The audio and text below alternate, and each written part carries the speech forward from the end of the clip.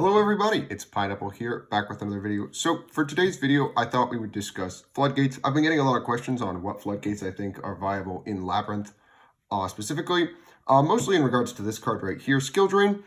And that's simply because Skill Drain is this really powerful floodgate at the moment, which does a whole lot, but it also kind of has a negative drawback in Lab. We're not exactly Eldritch, we can't, just lose nothing and still play under Drain. We do actually have to, kind of play around it. And so I just wanted to get my thoughts on floodgates that you should play, floodgates you should stay away from, what the applications are for each individual one, how searchable, etc. Just how accessible and useful they are, what matchups they hit, the whole shebang. But the big one, of course, is Skill Drain, because Skill Drain is a lot like an insta-win button. It says your opponent's monsters can't, use their effects, they're negated. But at the same time, we have a lot of monster effects on the field that we want to resolve. Ariana, Lovely, Lady. Obviously, if you have Muckraker, you want to resolve Muckraker. But that said, in general, the Labrynth cards are pretty big. Lady is 3,000, Lovely is 2,900. And my general opinion on if you should play it or not is a resounding maybe. It really is a personal preference. Personally, I don't like Skill Drain. I believe that Lady being able to search normal traps and floodgates is significantly more impactful than just Skill Drain. Floodgates like the virus cards, Dimensional Barrier, and DD Round are all equally or more impactful than Skill Drain. And cutting off your own grind game and kind of praying that they don't draw any back row removal is a little risky in my opinion. That is my personal opinion. That said, if you are on a floodgate version, you're on less furniture, you obviously should be playing Skill Drain. I think that goes a little bit without saying, but I don't feel that reducing the game to Lady beats is a significant enough win condition to routinely be winning you games. You really want to be searching your normal traps. Punishment's a crazy card. Terrace is crazy. Daruma solos a lot of decks. D-Barrier will just win you the game instantly by skipping your opponent's turn and you can OTK. I just think that with Skill Drain specifically, you're losing out on a lot if you don't have Welcome in rotation. You can't just flip it. It's not just an insta-win button, except when, you're playing online in Omega Casual Ladder. Obviously, people are going to scoop when they see Skill Drain. It's not a fun card. So that's my opinion on Skill Drain. It's a resounding maybe. It's really up to you. It is definitely a viable card in this deck. I would say that. I don't personally like it because, that's my opinion. You get around it with your furniture, but it also, doesn't get you to, your Lady, which is, the best part of the deck, in my opinion. So that's my opinion on Skill Drain. It's the only one of these floodgates I'm going to tell you, maybe you should play it. It is entirely a personal preference floodgate. I wouldn't recommend it. I think it does what it says in the card title. It drains the skill from the match. Simple as. So moving on to our next big three.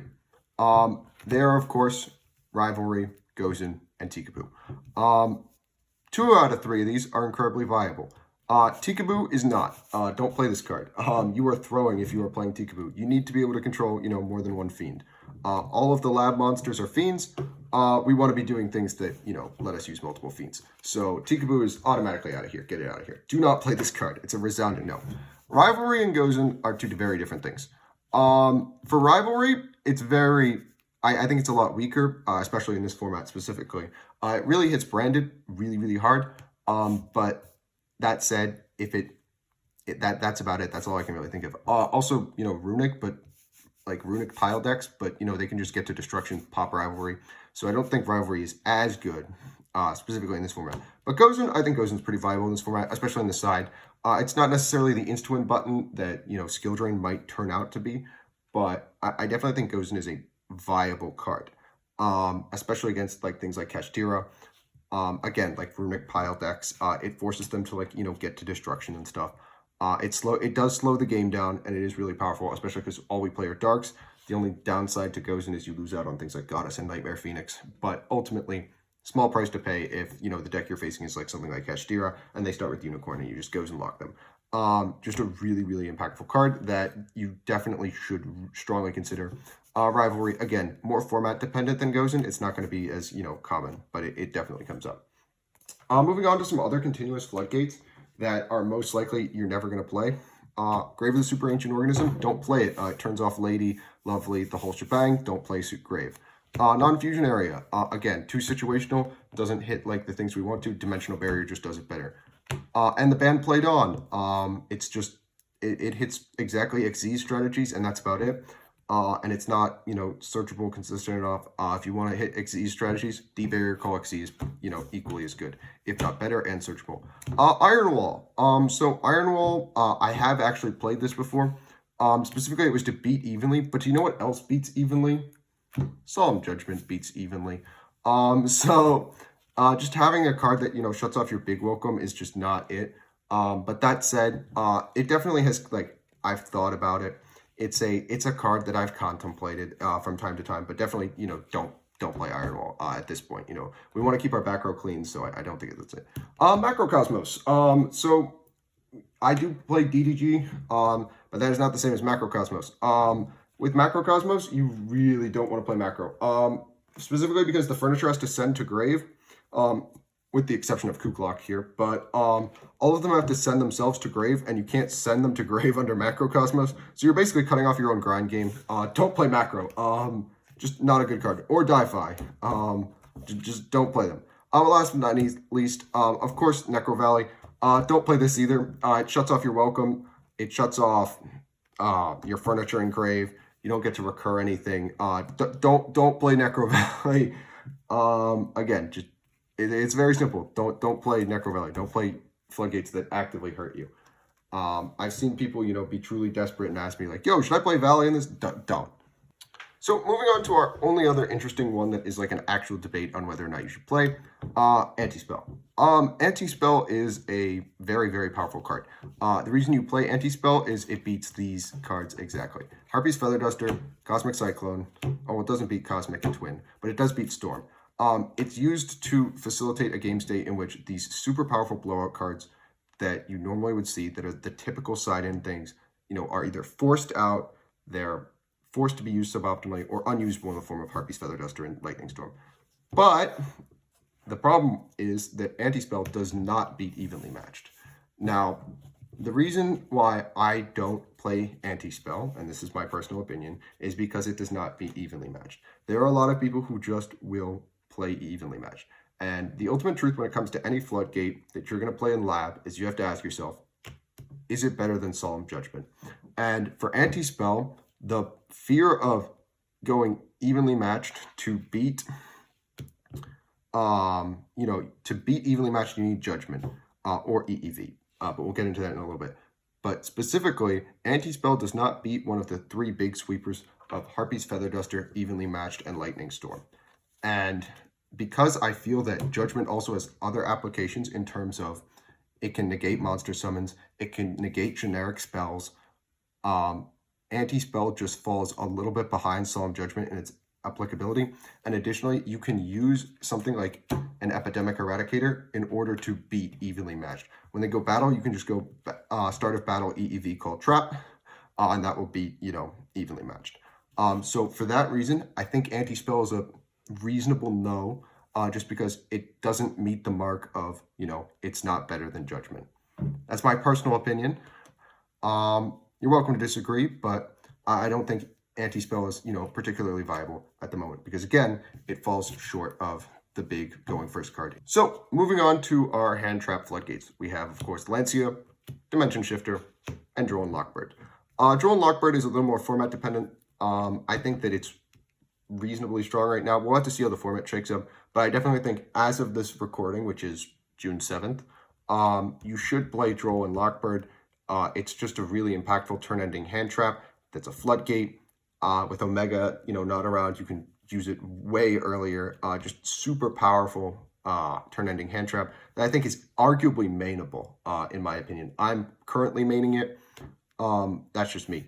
When we get to Lancia, I think Lancia's applications are a little less viable. I definitely think that if you wanted to use it going first as a like defensive card to protect against evenly, I think that's viable. But like you would have to have like lost game 2, gotten evenly to know that they have it, side this in, then hope to draw it. Whereas again, to beat evenly, you can just use EEV. So I don't think Lancia is a card that you want to play. It turns off Big Welcome and Grave if you have one in rotation. Just not a great card. in the deck. Dimension Shifter. It does unfortunately turn off your furniture. It kind of conflicts with the furniture. You have to like immediately chain to Dimension Shifter. You have to chain the furniture. But it's just such a blowout in so many matchups that I would argue playing it on the side is definitely it's a viable option. Personally, I am not, but to say that you shouldn't is objectively wrong. Again, part of what makes Lab so great is the personal preference. There's a little bit of objectivity to it. Like, obviously, again, don't play Tikaboo, don't play Necro Valley. But again, like, Shifter is a card that if you feel that you are seeing enough graveyard heavy dependent matchups, whether it's at your locals or you're playing on DB and stuff, you can definitely put this card on your side and it will resolve those outstanding issues because it will just skip your opponent's turn. Now, moving on to the Floodgates that I think are the most impactful, most powerful, most accessible, and most importantly searchable, the big four, in my opinion. Obviously, you should include Full Force in this. I don't have a Full Force to demonstrate, but the Virus cards, D-Barrier, and Different Dimension Ground. All of these cards are extremely accessible off of everyone's favorite big boss monster, Lady. They're all searchable off of Lady. You can use Clock to immediately use them. Again, these cards are extremely accessible. Dimensional Barrier says beat Branded, beat Sword Soul, beat any deck that wants to use one summon mechanic that isn't Link summoning. Deck Dev says beat Sprite on it, and like it also comes up in like weird matchups. I forget what Full Force beats, but there are going to be decks that have small defensive numbers that you're going to beat with it. Eradicator, it says beat Duster, beat evenly, beat sweepers in general, rip 3 cards out of your opponent's hand in the draw phase. It's Epidemic Eradicator. I cannot stress enough that this card is bullshit. It's legal bullshit, but it's legal, so play it. I'm maining it because I don't want to lose to some bozo who's maining Duster for some reason. So I'll EEV call spell and rip 3 cards out of their hand. Different Dimension Ground, I think it's more of a side deck card right now. Specifically, it's Macrocosmos for Monarchs for 1 turn. I'm not sure like what decks this hits. It's a macro. It'll do damage. I definitely think it's a side card right now, but it's something to consider. But again, you know what else you could play in its place if you wanted to get a Macrocosmos? Shifter. So I don't think it's super viable right now, but if Shifter ever does get hit, you can definitely start playing this card. So that's all I have for you guys today. I hope you guys enjoyed. I hope this was educational at least. But the key things to keep in mind are, is this Floodgate going first going to be better than Solemn Judgment? Always ask yourself that question. Is it better than a Judgment? Because if it's not better than Old Man Say No, it's not worth playing. So I hope you guys enjoyed. If you did, make sure you like and subscribe, and I will catch you guys in the next one.